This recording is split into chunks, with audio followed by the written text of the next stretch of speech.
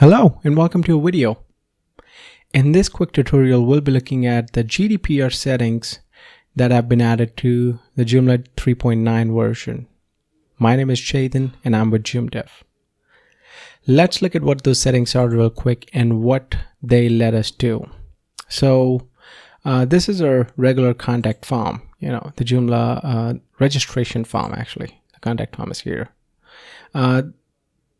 Two of the plugins let us add a terms and conditions and a privacy policy checkbox to this form.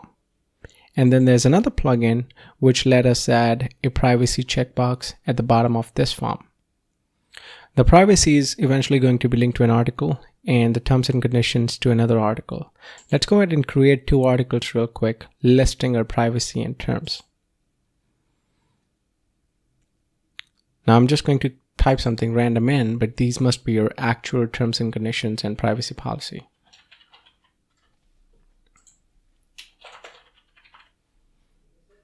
And then the privacy policy.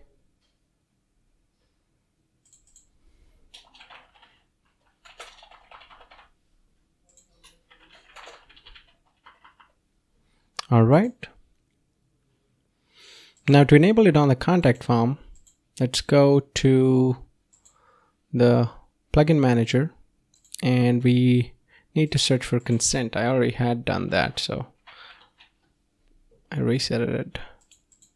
Okay, so we can say content confirm consent. This is for the submission of any content, which this is one of those instances.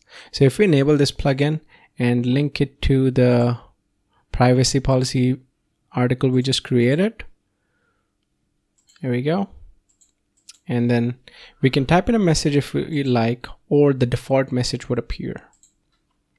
If I refresh, you can see that we have a default message here.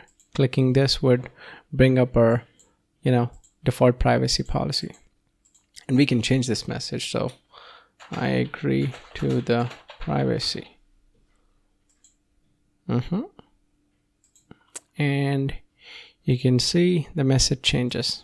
All right, so this was enabling it on the contact form. Let's look at enabling it on the user registration form. And there are two things here. The privacy is one and terms and conditions is the other one. This is the privacy one, the system privacy consent one. Again, we got to link it to the privacy policy article. It's already linked to an earlier article I created, so I'll just unlink it and link it again. And we got to enable the plugin. And you'll see we have the privacy policy appearing here. Again, same pop-up, shows our article content, and this text can be changed here.